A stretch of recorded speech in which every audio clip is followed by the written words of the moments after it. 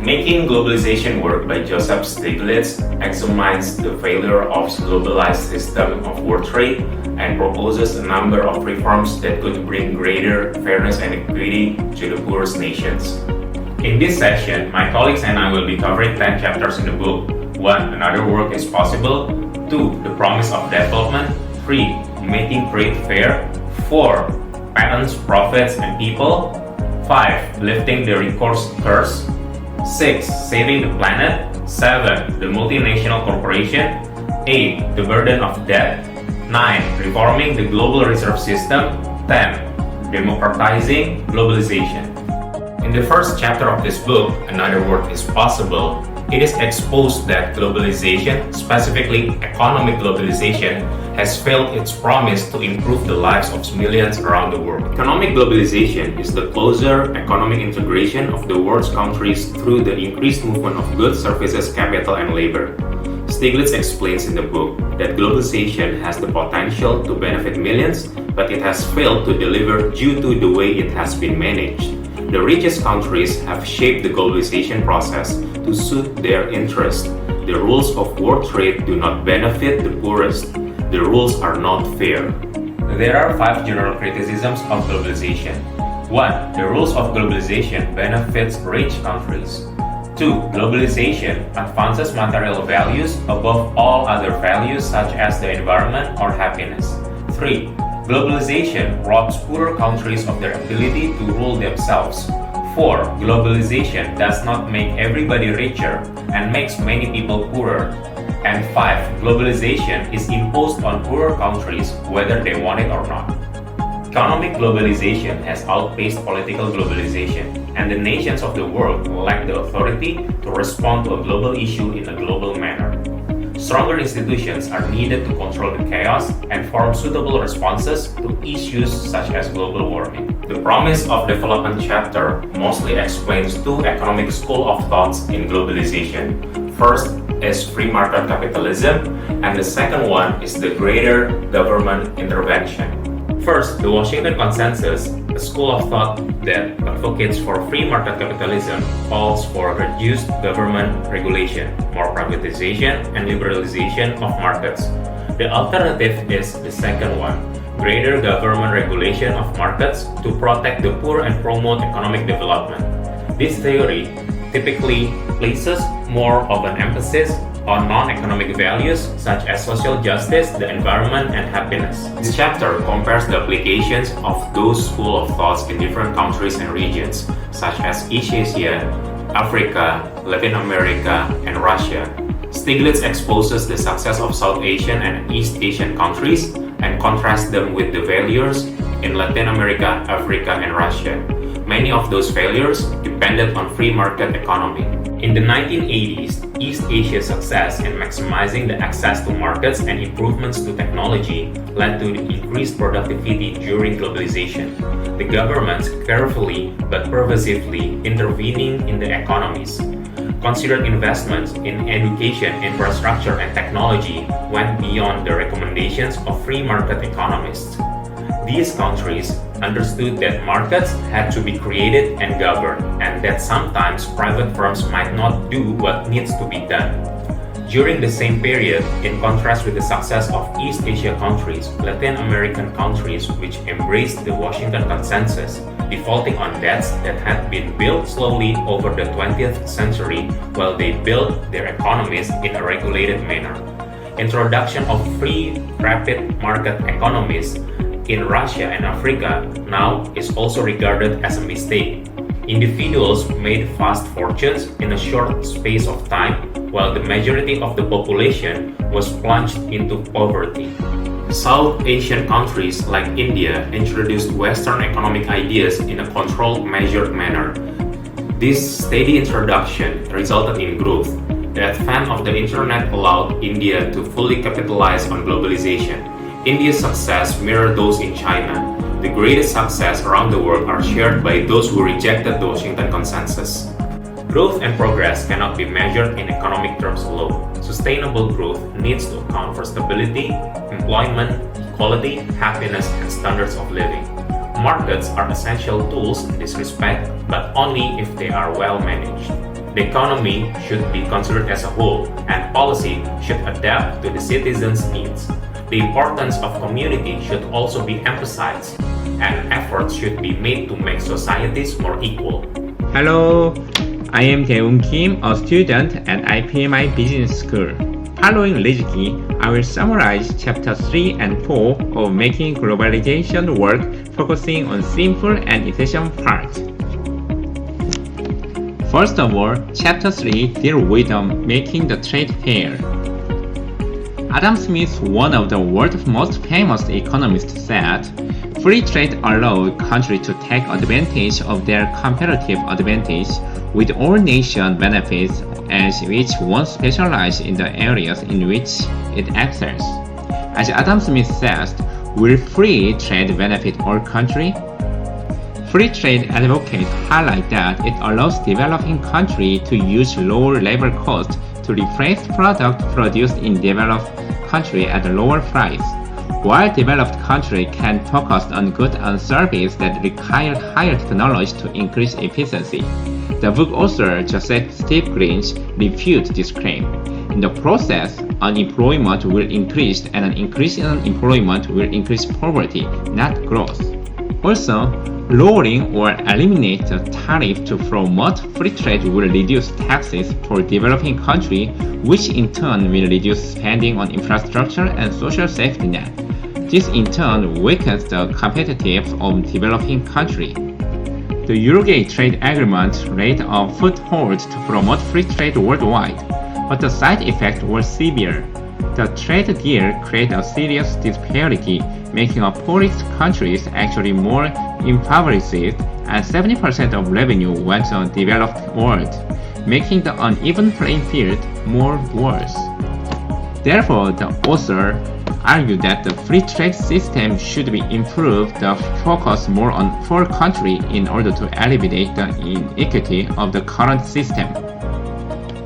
The next chapter 4 is titled Patent, Profit, and People. As you can guess from the title, this chapter is mainly talking about the intellectual property right.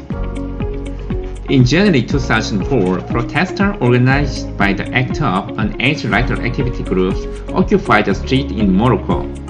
A key issue was that the US government wanted to delay the introduction of generic drugs to reflect the interest of its own company, which made it more difficult for Morocco to obtain the cheap drugs. Intellectual property rights grant exclusive license to the rights holder, resulting in a monopoly. So the general consensus is that this incentive can encourage new development and guarantee return to those who invest time and money. However, the author raised an objection here. Because patents impede the dissemination and use knowledge, subsequent R&D or innovation is inevitably delayed. Also, due to the patent system, each company spends a lot of money to strengthen its monopoly power or evade the patent rights of the others, which leads to decrease in productive innovation. The author proposed a solution to this, focusing on undeveloped countries. First, he argued that the intellectual property rights system should be divided into the least developed country, middle-income country, and advanced country respectively. Second, developing countries should be given more opportunity to help create new industry. Finally, in relation to this trade negotiation, it should be left to the World Intellectual Property Organization, not a specific interest group, and it should be considered at a higher level such as environment and health values, not just profit and interest. From next interesting part, Rini will guide you guys. Thank you. Hi everyone, I'm Rini from Group D. I would like to give a summary about Chapter 5 and 6 of the book, which are lifting the resource curse and saving the planet. So here are some key takeaways that I got after reading Chapter 6. The first one is the richness of natural resources in a country must be carefully managed. So somehow many developing countries, they perform badly in an economic sense and suffer from what we call a natural resource curse. So there are many reasons why developing countries suffer from this phenomenon. And the first one is many developing countries, they are economically dependent on natural resources. Second reasons why many developing countries suffer from what we call natural resources curse is they tend to be wealthy countries with poor people. So the political dynamics of resources-rich countries often lead to high levels of inequality. And secondly, the key takeaways from chapter 5 is limited and lucrative resources are typically exploited by the most powerful figures in a country. These figures are unlikely to want to share their profits, which they spend on political power or weapons to consolidate their position. Next, instability, corruption, and the rise of dictators often result from these chaotic conflicts over natural resources. Moreover, countries with natural resources face the challenges of ensuring the public receive as much of the value of the resources as possible. Lastly, companies can pay for smaller bribes and lobbying fees in the developing countries. That's all for chapter 5, and moving to chapter 6 about saving the planet. So in this chapter, we highlighted some key points as follows. The first is climate change is entangled in the issue of globalization. So Joseph Stiglitz believes that the issue affects developed and developing countries alike and has been caused in part by globalization. The second is global warming is the most global of issues and one that threatens everyone on the planet. Even minor change in temperature and sea level have the power to radically reshape the world and cause utter devastation to many of the world's poorest countries.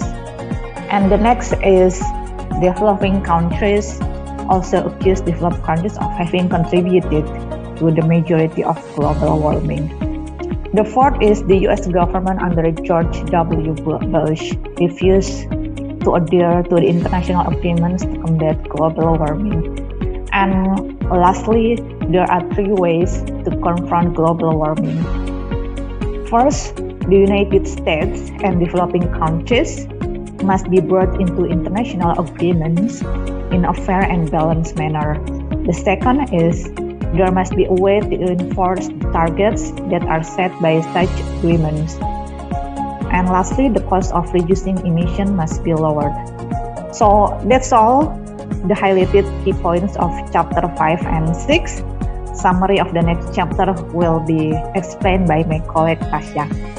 In this part, we will talk about chapter 7, the multinational corporations. For many people, multinational corporations have come to symbolize what is wrong with globalization. Many would say they are a primary cause of problems. This company reaches the most country in the developing world. In 2004, the revenue of US car company General Motors were $189 billion, greater than the GDP of more than 148 countries. In its fiscal year ending 2005, US retailer Walmart's revenue were $285 billion, larger than the combined GDP of sub-Saharan Africa. These corporations are not only rich, but politically powerful. If a government decides to tax or regulate them in a way they don't like, they threaten to move elsewhere. There is always another country that will welcome their tax revenue, job, and foreign investment. Joseph Stiglitz notes that the corporations are often portrayed as greedy, heartless, entitled, that place profit above all else. Many people see multinational corporations as the embodiments of the evils of globalization, whereas some would accuse the corporations of being the cause of the world's problems.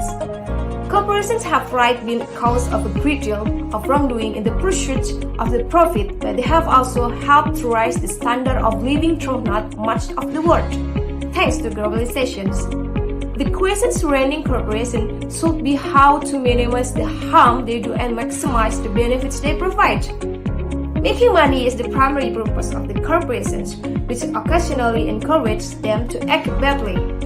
Corporate incentive can be received with the aim of making globalization work.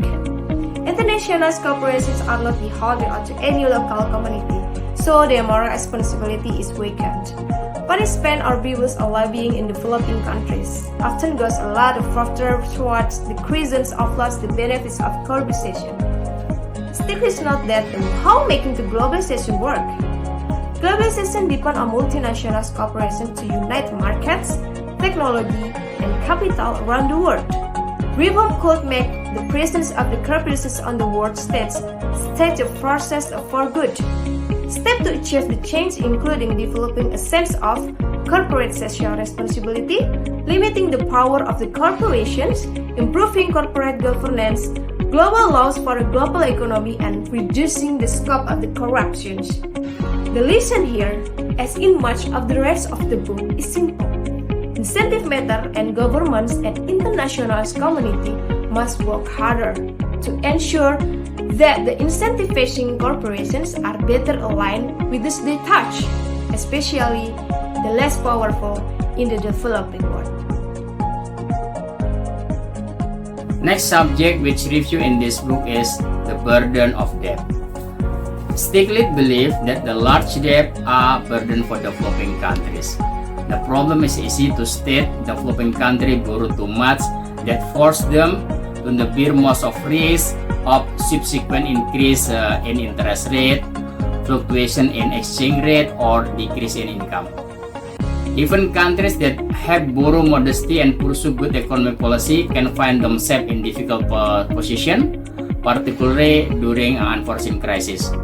There were happened in Argentina, Moldova, and also in Indonesia before. For the indebted countries, they are facing two unpleasant choices. One is defaulting, which is bring of economic collapse, or simply accepting assistance, which bring also to a loss of economic sovereignty. When country cannot pay what they owe, there are three alternative solutions mentioning in this book. Number one is debt forgiveness, second is debt restructuring, and third is default. Globalization can provide a model to improve how debt is used throughout the world. There are 5 key reforms are required for debt restructuring. Number one is do no harm, return to counter-cycle lending, risk reduction, conservative borrowing, and bankruptcy law.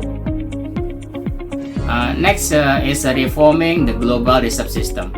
Stiglitz says the global financial system is in need of reform. One issue is the lack of funds available to promote development. Many reserves are held in US dollar, reason because the United States is a world dominant economy and has a historical stable currency. The problem of the global financial system are systematic and have much to do with the global reserve system. New simple solution offered by Keynes is by having a global greenback proposal. The international community can provide a new form of fiat money to act as a reserve. Stiglitz believes that the global reserve currency would eliminate the problem of any country becoming too indebted and would help stabilize the trade deficit around the world. In a new global reserve system, the money generated by a new global reserve currency would allow globalization to work so much better by providing financing to projects and goods that benefit the world. Any remaining fund could be given to the world's poorest country in the model proposed by Stiglitz. Such a system could enhance global stability and global equality while delivering real change in the world. Hi and welcome, my name is Romfita Harmini. I'm a part of Group D. I'm a student of MBA program at IPMI International Business School. Today, I would like to share to all of you another discuss about chapter 10 of Making Globalization Work book by Joseph A. Stiglitz. This book talks about his concern about developing the world. Joseph said about his critically in his mind about growth, globalization, and many things about impact of globalization. This book describes about globalization good for everybody, but in a bad perspective, globalization movement is generated by sense for all workers like manufacturing, industry. Globalization is unfair to developed country. Why?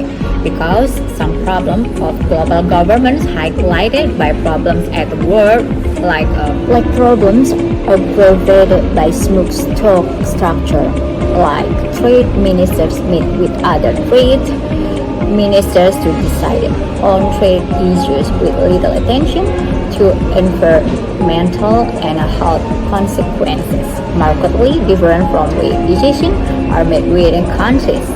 Globalization, as it has been managed, has undermined democracy depend on reducing the scope for democratic decision making. Also, economic globalization has outpaced political globalization. Like democracies have learned how to temper the market economy to make sure that the most individual benefit. But this good thing that we have not yet learned about how to temper the excesses of globalization. Thank you for watching. Do not forget to subscribe, like, comment, and support Group Day. And hope you like it. Hope you enjoy, and bye bye.